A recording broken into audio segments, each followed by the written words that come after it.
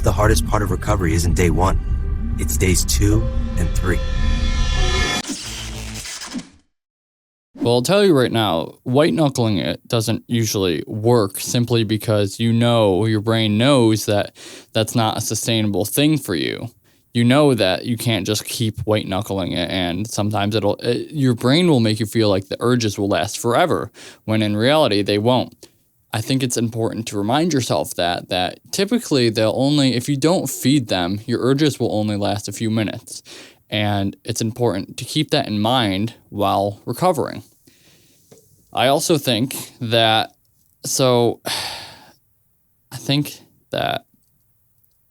it's important to in the first 24 hours, it might not be as difficult simply because your hormones have kind of subsided and they've kind of leveled out a bit.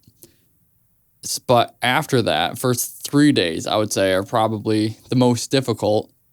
And I think that, I know that the chaser effect is playing a huge part in that. Basically, your mind gets this huge rush of dopamine.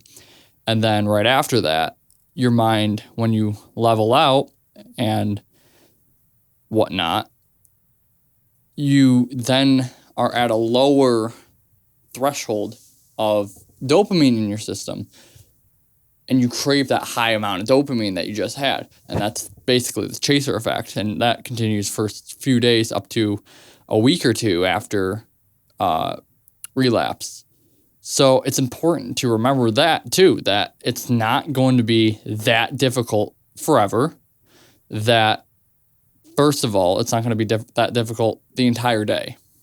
Some days you might have that, but typically it won't be, especially if you don't give it any ground to take from you. If you stand your ground and don't give it any, it won't have any fuel to continue. And when I'm saying it, I'm talking about the temptation or any of the urges. It won't have any of that to use against you, because if you fuel it a little bit, if you give it an inch, it'll take a mile from you. Any little bit of fuel you give it will snowball.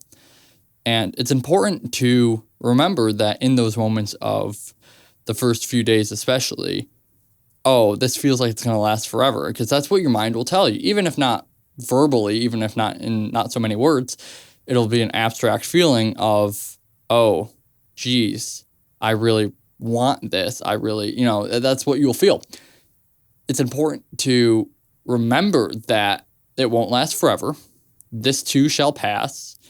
And that it's going to, even day after day, again, remembering that the first 2 weeks are the most difficult. If you can make it past the first 2 weeks without giving it fuel, without giving it anything, it's going to start getting easier from there. That makes a lot of sense. I like how you broke down the chaser effect. It kind of explains why people spiral so fast after a slip, because their brain's literally chasing that huge dopamine spike. But here's me pushing back a little. If someone's in that state, where their brain is screaming, just one more time, and they're convinced the urge won't end, how do they actually believe themselves when they say, this will pass? Logically they might know it won't last forever, but in the moment it feels endless. What's the trick for getting that truth from just a concept in your head to something you actually feel and trust when you're in the storm? That's a good question. I think that what you want to do is be able to separate yourself from the temptation. You don't just want to sit in it and have it continue to scream.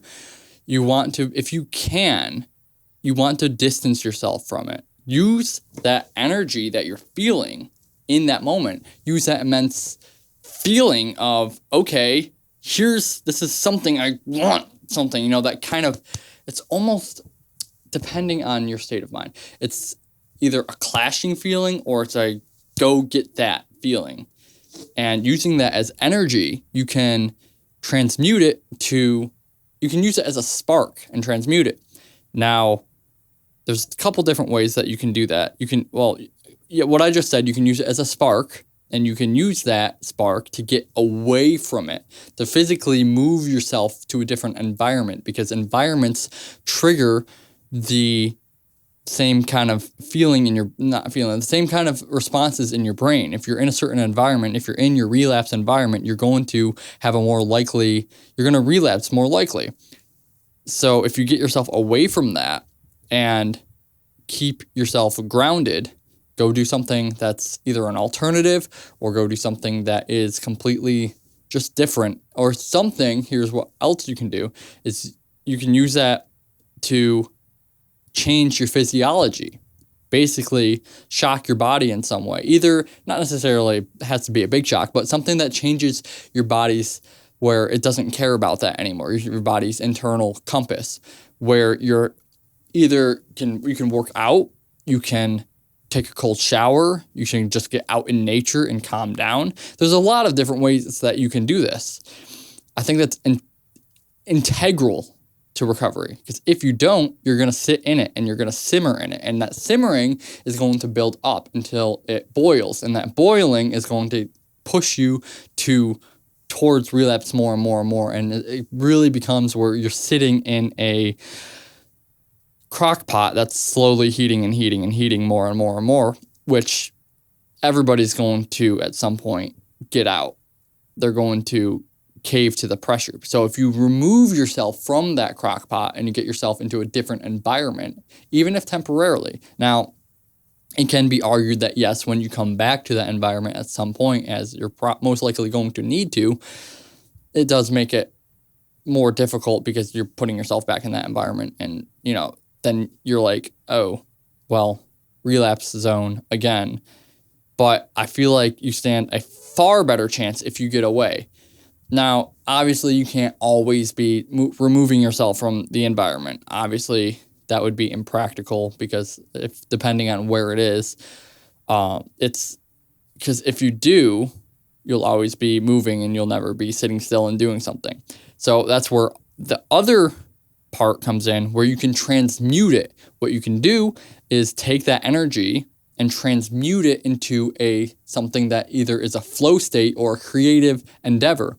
And by doing that, by sitting and accepting the discomfort and using that discomfort, because you'll feel it course through your body. You'll feel this uneasiness where you get the tinglies, and they're not good. They're not good tinglies. They're negative, bad tinglies. They don't feel good.